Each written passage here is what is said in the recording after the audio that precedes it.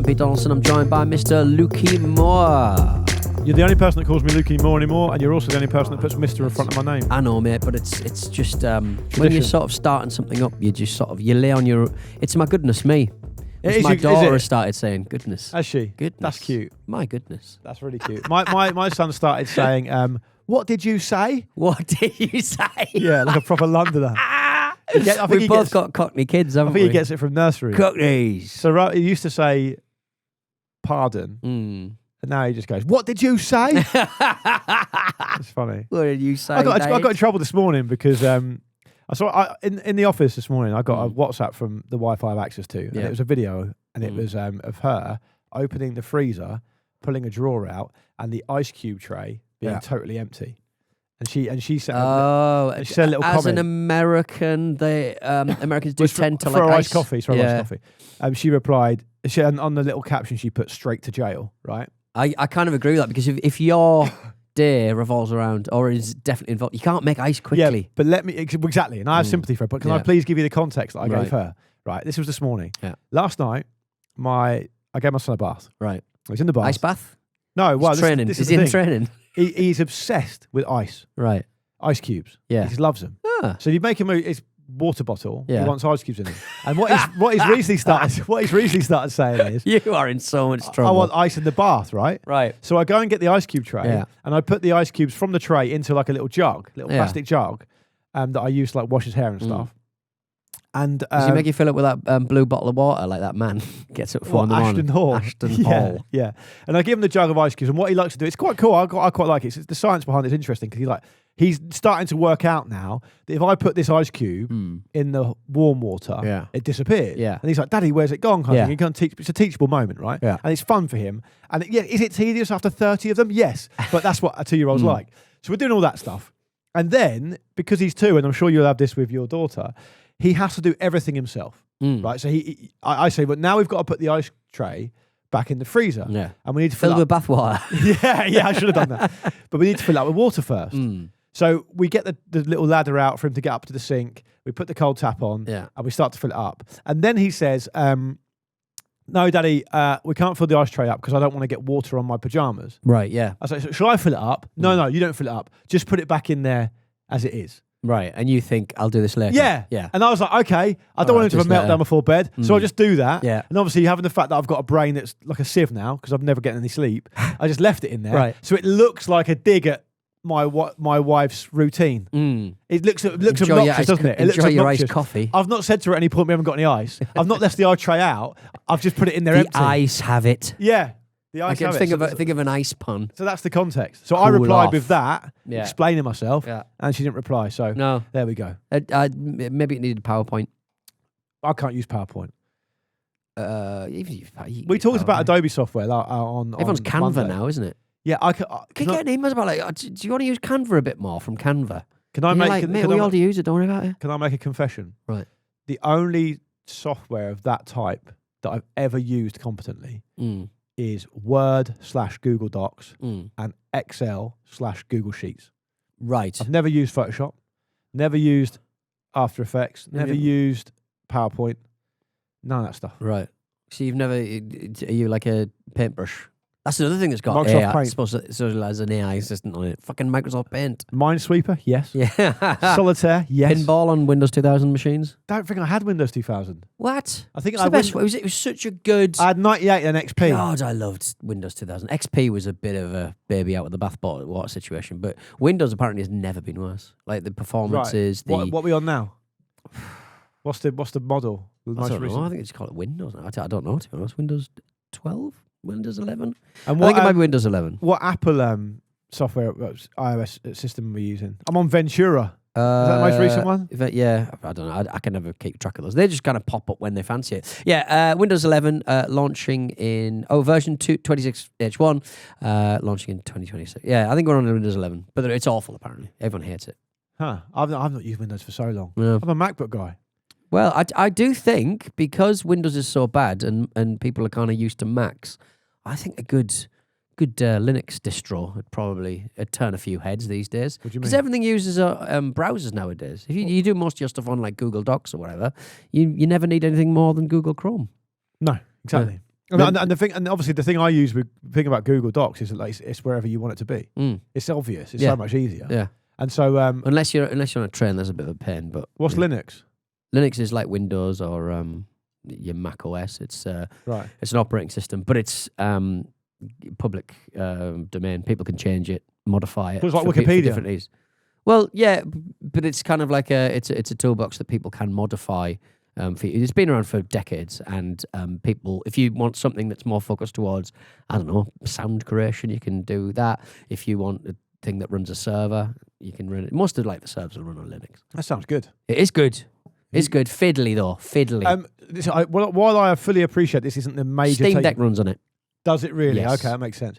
They're massive, those Steam Decks. Yeah, huge. I want a Steam Deck, but small. It's not carryable. The weight on you. If I'm lying in bed, it's because American guys have big cargo pants. It's true. But if I'm lying in bed on my back playing Zelda on the Switch, even after a while my arms get tired. Yeah, and that's a Steam Deck. Yeah.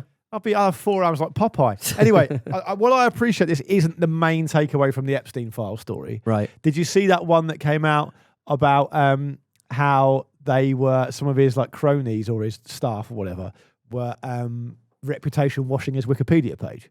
Oh, right. Okay. They were modifying. For a convicted sex trafficker, that's got to be. Well, so while he's still alive. It's really funny, like the matter of fact emails. Yeah. Like, I don't know who it was who was sending it, but who was in charge of this thing. But obviously, he's letting him know that this is what we've done. Yeah. So, just so you know, Jeffrey, up until last week, your name on Wikipedia was being searched for, X amount of million times more or whatever because this stuff. Yeah. And it was saying financier, philanthropist, and sex offender. Right? But what we've done is we've changed it, so now it just says financier, philanthropist. But the thing was, the real good stuff. We did have to write money, fucker. No, but getting to the real good stuff. Right. They were basically claiming. I don't know. You'd have to tell me more about this because I don't really know. They were claiming they put like blocks and hacks on the regular Wikipedia users that were kept updating it back to stop them doing it. Well, I don't think they'd be able to do that, but they'd certainly be able to report them as sort of saying, you could keep reporting them, couldn't you? To slow them down a little bit, but someone else is always going to come along to. Let me find out what they were saying. Yeah. Well, the worst thing for me is, Luke, that financier Jeffrey Epstein seemed to be obsessed with the Toyota Century, the car. I know. That was sad, wasn't it? He was constantly requesting an elongated version of the Toyota Century that I have, which it seems weird because that car is already too long. So basically... he probably has a drive. Toyota Century... Pepto-Bismol, and beef jerky. Beef jerky. It's so Donaldson, it's unbelievable. Ooh. So I've got it here. So one of the files that was released was an email in 2010 from a guy called Al Seckel. I don't know who he is. And I'll just read it to you. They have all sorts of protection around your mugshot picture on Wiki.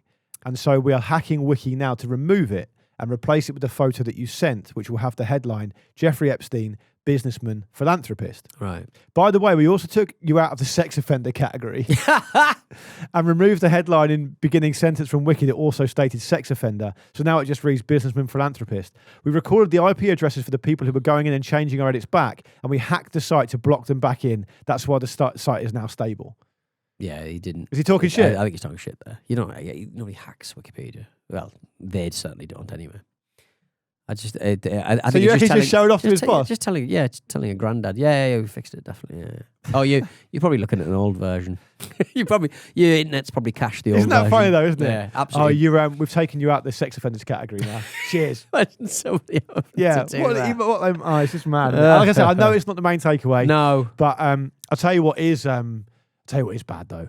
Did you see the? There's no reason why you would have seen this, but I saw it because I walked past the newsagent. Well, it's not actually a newsagent, it's a petrol station on the way to the station. And the front page of the Sun this morning, right, on the day of recording, was all this stuff about Andrew Mountbatten and Windsor again. Right. And about he's how...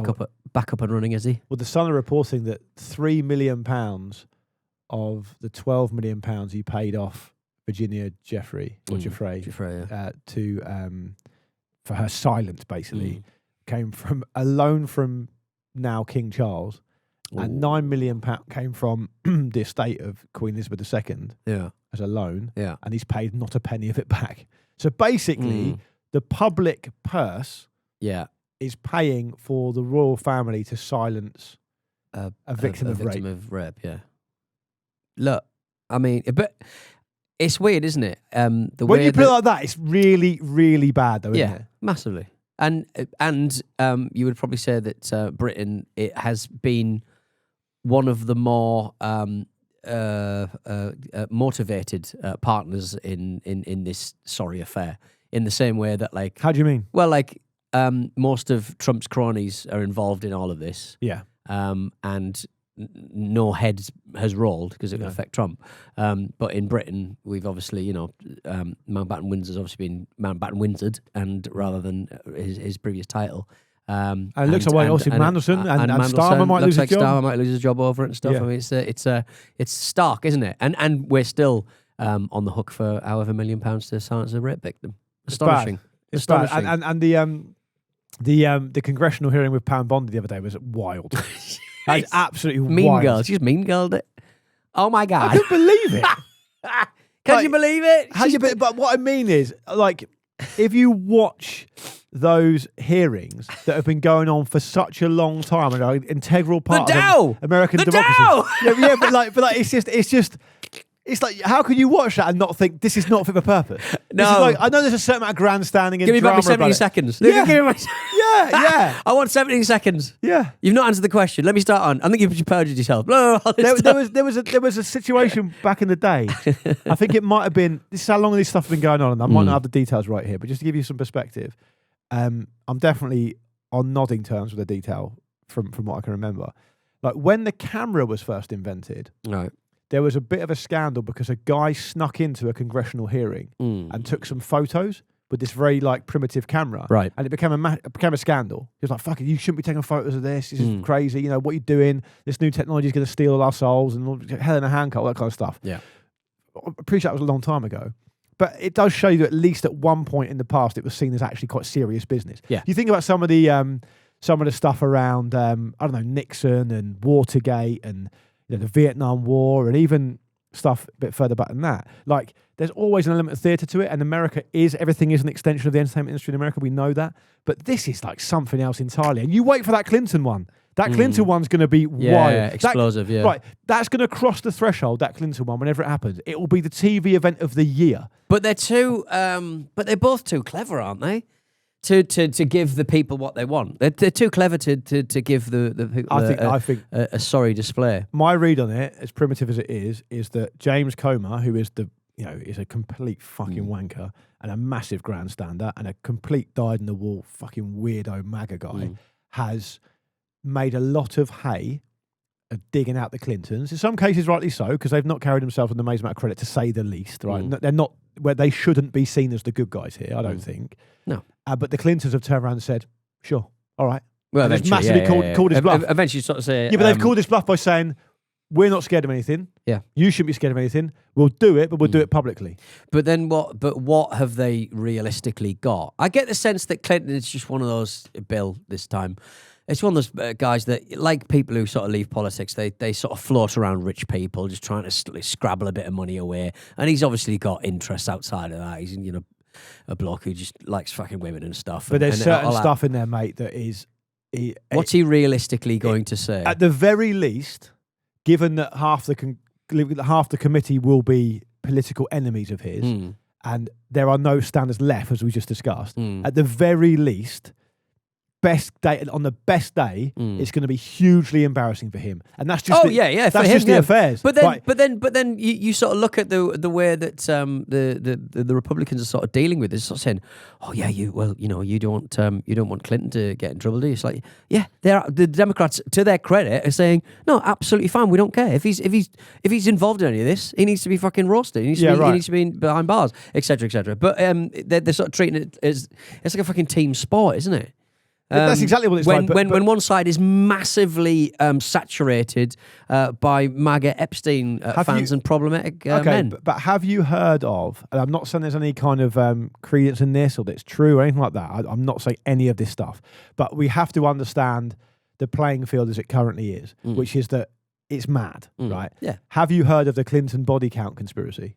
God, they've got so many. Yeah, where there's like oh yeah, like a load of people, a load of helpers and kind of the people who believe in that conspiracy theory, which by the way, all populate the fucking Republican Party at the moment, attribute like 50 suspicious deaths to the Clintons, right? You telling me chefs and stuff? Is that not going to come Did up? Obama lost a chef, I think, at one Yeah, point. but And you're not seriously telling me that's not going to to come up. It's going to be mad. It's going to be totally mad. But what they're going to do is they're going to like someone who is a genuinely very problematic character. In the case of Donald Trump, who's also the current president, they're gonna dish. They are gonna dish, mate. But I don't think they haven't got anything to dish, though, have they? Trump was funding the Clintons for years before he turned heel. He used to fund them. Yeah. It's all grouped together, mate. It's going to be massive, and the point being that it's going to cross the threshold into the TV event of the year when it's not even a TV issue, or it shouldn't be. Yeah. So it's going to be fascinating. Yeah, that's all I'm saying. Anyway, I did say on the Monday show that I've got a couple of good TV shows I want to talk to you about. You got unexcited about it, so we didn't do it on Monday. I didn't. It's just a weird thing to promise. Let's do a break, and then we'll come back and do a battery, because we've got a battery, and then we'll do a bit of TV. Yeah. This is how we ended the first half of the last show. Yeah, but we're going to do it this time. I'm going to make it happen. Well, we'll see, won't we? Not going to let you get away with it. What if the battery thing's really delicious? In the words of Jesse Pinkman in Breaking Bad, he can't keep getting away with this. All right, we'll be back in a second. I'm back with the Luke and Pete Show. Battery! Yes, tell me. They could power a television that you could watch a show on. Maybe we'll get to it, maybe we won't. Yes, Philip Riley has got in touch. He got in touch on the 4th of February. Nice little dating there of the email. Thank you very much, producer Bruno. Hi, lads. Not sure if this is allowed. Is a rechargeable found in my daughter's torch? It is allowed. It is allowed. My last submission was close with only one other one, so fingers crossed. Nice one. Let's go. What is that a quote from somewhere? Nice one. Nice one. Let's go. Kind regards. It's like that meme. Okay, let's go. Okay, let's go. Yeah. It's a lithium-ion battery. electric. ELED trick. So instead of electric, they've done a little play on LED. LED trick. So it's like a pun on LED and electric. Yeah. Well. What do you think of the battery? Do you like it? I like the LED light little design. I like the blue and silver. I think it looks futuristic in an 80s kind of way. So yeah, I'm fond. It's a new player. Yes. We're back. Do it. Yes. Yeah, we're back, baby. Yeah. I'm going to use the Jackson Encyclopedia beep. Do some other ones. Show some fucking respect. Yeah, Biddy, nice. Biddy. Nice. Battery. Yeah. Get what's saying, battery. Yeah. Great news for the battery robot. No, not having that. Good news for the battery robot who isn't here today, is he? No, he's not. What's he doing? Oh, I don't know. Getting his oil changed. Hanging out, getting his oil, getting a service. Well, maybe we'll get a take from him next time we see him. Getting a tie rod end fixed. Great stuff from Philip. Thank you very much, Philip. Good work. Philip C. Riley. We are back. Yes. That'll piss off the Luke and Pete Show Redditors who don't like the battery feature. Are they Redditors? I thought they were just fucking hell. Yeah. It's just balls deep in there. There's a real anti-Pete Donaldson Geordie stuff going on the YouTube, I've noticed. Yeah, because I'm a plastic Geordie fan. You invited that onto yourself. What, by having opinions about a football club? How dare I? Well, slagging off Bruno. Didn't slag him off. I just said that a club, I'll reiterate it, a club should be entertaining offers of Newcastle's side and ambition. Did you see that someone pointed out Newcastle's record with Bruno in the team and without it? Yeah, but he plays every match. I think he's only missed 7 matches since he started. That's amazing. Yeah. There's not enough of a data set. You want rid of him though, yeah? I don't want rid of him. I just said, yeah, fuck it, yeah. I don't care. I'm a busted flat. I've already. I can tell you don't care by the way you're still going on about it 3 months later. Yeah, I don't think there's been a week. You talked about the Bruno thing. I didn't talk about the Bruno thing. No, but there's not been a week that's gone past. I just say whatever I say. The Geordies have a go at me. Yeah, because you're not a proper Geordie. That's not a proper Geordie. I don't have a problem with that side of things. Weren't you from Billingham, like the man from Maxwell Park? Weren't you called Geordie Pete before? Yeah, because Southerners don't know where things are from. Yeah. And then you were Cheeky Pete. Cheeky Pete. That was Lauren who gave you that name, right? Yeah. The DJ Lauren Laverne, rather than your ex-girlfriend, who's living her best life now. All right. What a life she's got. All right. I'll tell you what. What? I know it comes up a lot. Right. But let me just say something without being disrespectful to you, right? Right. You were going out with Lauren. Yeah. I was like Lauren. I knew Lauren before I knew you. Obviously, I met you through her because she was a colleague of mine and a friend. Right, yeah. She has leveled up. Fine. She has, mate. Fine, but you can't deny that. I'm not saying you haven't as well, because the partner you have access to is also lovely, but she has leveled up. Right. Fine. But she will have memories of me, which is the worst. That's like taking a horrible secret to the grave, isn't it? Yeah. That's like serving in the First World War. Yeah, exactly. You know what I mean? If You know, you see those other videos on YouTube of ex-partners- like the First World War veterans being interviewed in the 60s. Yeah. And they really don't want to talk about it. Yeah. It's like They'll that. but when they get together on Armistice Day, Yeah. when they get together Yeah. and talk about their times with Pete Donaldson Yeah. in their little groups that I imagine they have. Do you and Lauren, the aforementioned Lauren, ever meet together and shake hands in some kind of part of Belgium, Flanders? Have a game of football. In November? Share a cigarette. Share a cigarette, have a game of football. Share some chocolate I've got been sent from home. Oh, what's that? Is that Lauren walking towards you slowly with a candle singing Silent Night on Christmas Day? Emerging from the mist. To give people a little bit more evidence. I'm glad we did Bruno and my ex-girlfriend Lauren instead of your TV review. She's got who I don't know him, but he seems like a lovely partner. Right. She's got 2 wonderful children. She looks yeah. $1 million. Yeah. She's living in Bermuda. Fine. Honestly. What? I'll admit it's hard to dress up as a sideways move from Woodstock way Mate, Highbury. she used to live in a flat in Highgate with you. Highbury was last one. Yeah, leaving crockery and dirty cutlery everywhere. Right. That's where she came from. Yeah. And look at her now. She's flying. She's flown. She's like Pink in a stadium show where she floats around. There may be miracles What the hell is if that? you believe. That's what she's singing Oh, every right, day. okay. Good. I completely agree. And I'm not saying you're slumming it. You've got a lovely family life. Right. But I think possibly There philosophically... are no direct flights to Bermuda from Southend. She's happy to hear that. She's Another happy to hear bonus, that. another bonus for her, that. But I think philosophically you might still be slumming it compared to her. Right. Yeah, fine. Absolutely I fine. don't know we got onto this. I'm in a room with you. Yeah, You're part of the problem. I am. I'm You're a big part of the problem. rot. I'm You're the dry rot that's bothering my I'm asthma. keeping you. I'm keeping you down. Yeah. Should we just do a quick one on TV shows then? All right, then. Go on then. There's 2 I've started watching. I've enjoyed them both a great deal. You may or may not be aware of them. One of them is a comedy called Small Profits. You heard of that? No. New Mackenzie Crook written and directed. You vehicle. love a bit of crook. You love a bit of gentle chuckling, don't you? It is gentle comedy. Gentle comedy. Did you enjoy Detectorists? I saw a couple on a flight, and Bruno's nodding. He likes it. then I watched. Man of taste. There's that Greek guy, the Greek one, the one about the Greek man who was the estate agent. Oh, Stafflet's Flats. Stafflet's Flats. That's brilliant. And then I was like, well, this. Oh, your is, friend Mark's in that. Yes, he is briefly. Yes. Yeah. I forgot about First that. episode. Yeah, He's very good in it. yeah, Yeah. he's very good. But do you like Detectorists? I thought it was a little too gentle for my tastes. It is gentle. I'm an Eric Andre man. It's true, actually. Yeah, that's true. Yeah. So it's pretty very different Eric Andre. I like people shouting. Have you seen that Key and Peele sketch where it's so who's the other guy? Not Jordan Peele. Who's the other guy? What's his first name? I don't remember his first name. Doesn't matter. Him anyway. Richard Keys. He's playing he's Surrey batsman Robert Key.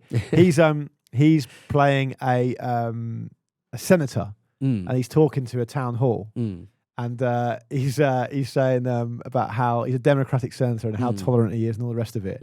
And it's being filmed, obviously, for a TV spot. And he starts talking about different types of people. So he starts going, if you're black or white, you know, if you're young or old, if you're rich or you're poor, and it starts cutting to different people.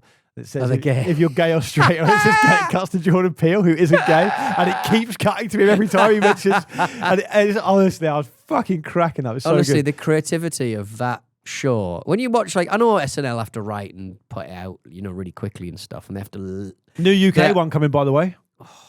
I'm worried for it. Jim Campbell was fighting the good fight with me yesterday. There's some good I'm people. worried for There's it. some good people in there, and I've met a couple of them. They're nice, but It's going to be flat, isn't it? It's just going to be a lot of Keir Starmer stuff. I think our entire, even political sort of base, the sort of problematic people online are very the right wing people have kind of.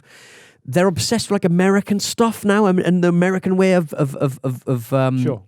being fascist. So all of our kind of like historically important satirical sort of points have been co-opted by America to a certain extent. We don't have any sensations anymore. Let me tell you, it's gonna be 10 over like 3 weeks. There'll be 10 fucking sketches about the traitors.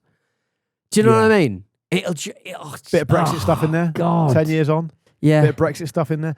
Here's the problem with it, and this is an unpalatable truth, and I think I'm going to take a bit of flack for saying We don't this. even have cat bin ladies anymore. Nah, that's true. But here's the issue.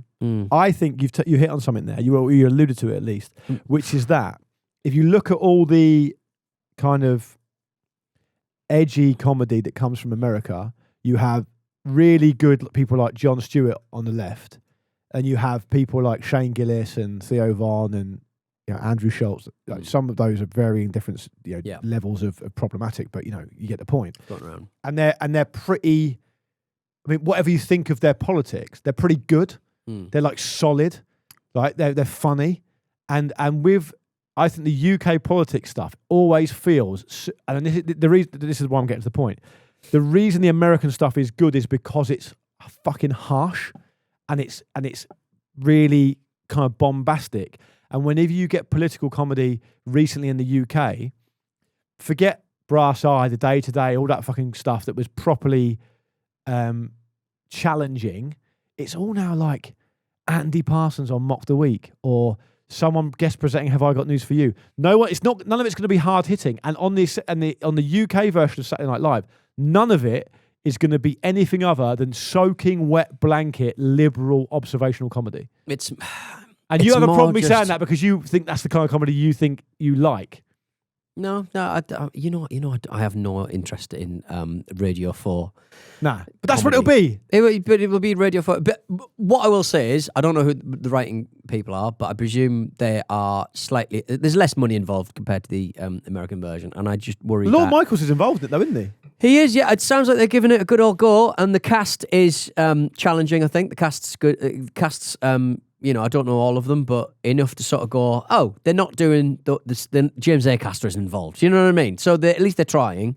There's a couple of people who've done some sports on stack stuff not that long ago.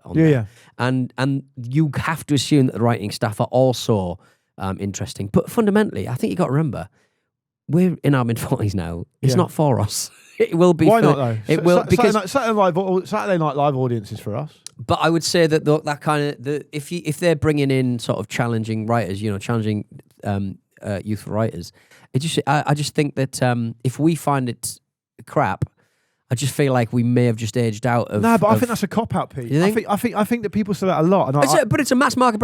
I just feel the way they're going to go. I think they're going to give a good old fist. But I think I want it to be good. I want it to be good. I love watching comedy programs. But we just don't have any touchstones anymore. No, fine. Yeah, that's fine. But I have a problem when people say, not always, but. So there's obvious examples of it. So for example, if you and I sit down, say we're going to do a fucking mini series of watching TV companion show or whatever here, and we sit down and we go, and we're going to watch Love Island, right? Well, that's not for us, obviously, right? I get that that's not for us. So if you did a mainstream ITVX fucking program, that's not going to be for us. So there is hyper specific focus stuff on certain audiences. It is for our age, though, isn't it? People our age watch. I just think that people cop out a lot by saying if you don't like something or you. No, I'm not saying that. But I'm just saying, it's not for you, so don't worry about it. Well, I think we work in entertainment. We do like comedy stuff, so we should be able to say that shit should be better. If indeed it isn't very good, well, it might be good, but I'm saying if it isn't very good, we should be able to say actually that could be for us. I like Saturday Night Live.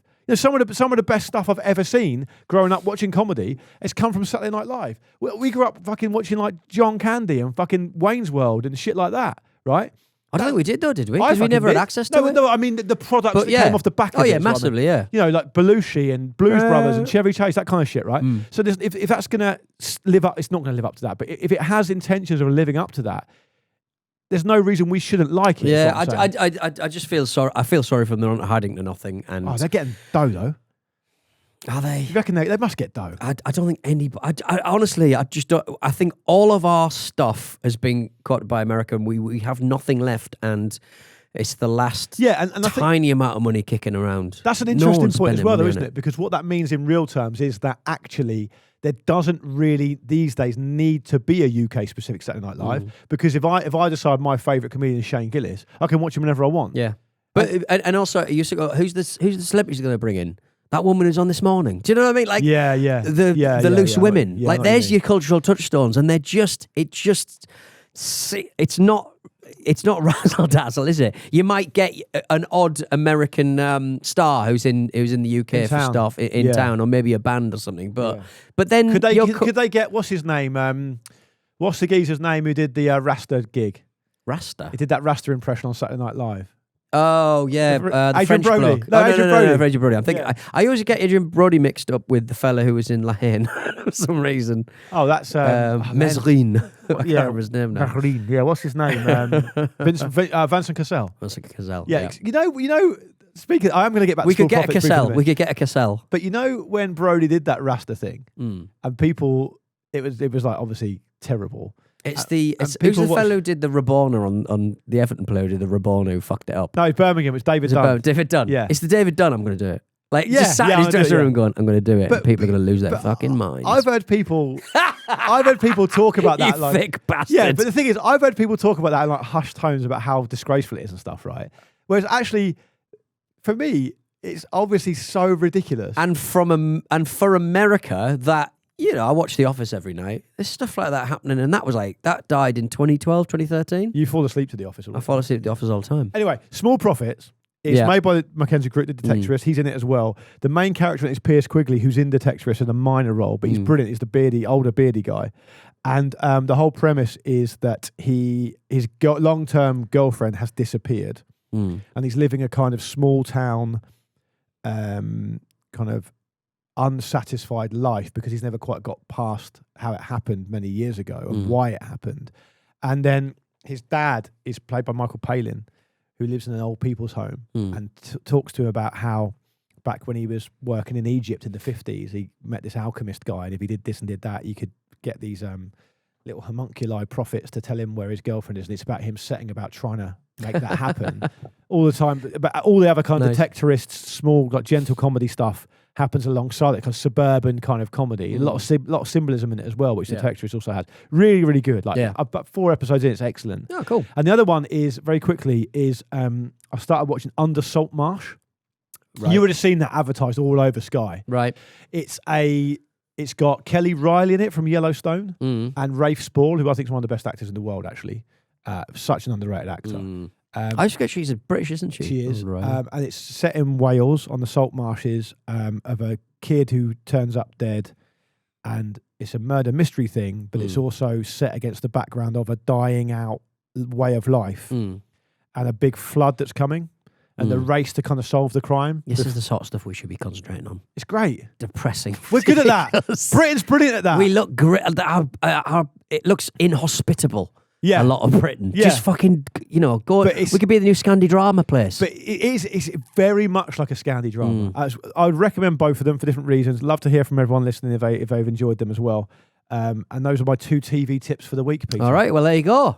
One of them is not Saturday Night Live UK. When does that launch? It feels like a million years away, even though they've got to record and write stuff every week. The one guy I like on it, who I know, I don't know his name, is the guy who does those Instagram videos where I don't want to be rude about him, he's a kind of overweight, kind of bigger guy. And he did a really funny thing that went viral about. He's trying to be a fashionable guy, and he said, "I've run out of energy for this. I can't do this anymore." He's involved, isn't he? Yeah. What's his name? I forget his name, but he's on Spots On. That's not George Fouracres, no. Oh God, I don't know. But, who knows? Doesn't matter. Yeah. Anyway, we hope for the best, but do we fear the worst? Yeah, I think so. But but I hope they make a good fist of it. I'm sure they will. 6 episodes starting 21st of March. On Sky One, the relaunched Sky One. Which are they relaunching? Wow. Which, do you know what? Where are these? Why is Sky always spending money? Save your penny. We are all pirating football. Just save your money, Sky, for crying out loud. Sky One closed in 2021. I didn't even know. No. I heard it was relaunched, and I was like, what? Well, it's not there anymore. Yeah. Weird. I guess it's a brand. If it's a brand, I mean, if you're going to sort of like, can I have Sky One? Like, you know what I mean? Because if you're not using it, can I have Sky One? I think it was around the time they went more specific, didn't they? Because they did Sky Sports Football, Sky Sports Golf, Sky Art, Sky Showcase, Sky Max, all that kind of Sky Comedy, all that kind of stuff. All that muck. There we go. All right, we'll watch with interest, won't we, Peter? I probably won't actually. That's the way. But everyone will slate it whether they've watched it or not, no doubt. All right, then. We will be back on Monday, if that's all right with you. And look after yourselves. And Luke, what are you doing this weekend? What am I doing this weekend? I'm going to see All My Sons, the Bryan Cranston starring Arthur Miller play. Very nice. So I'll let you know what that's like as well. Lovely. I'm going to take my daughter dancing. Oh, nice. Dancing. They get into the dancing bit and then they just go upstairs, disappear, and then come back down again. I don't know what they're up to up there. I don't know what you're talking about.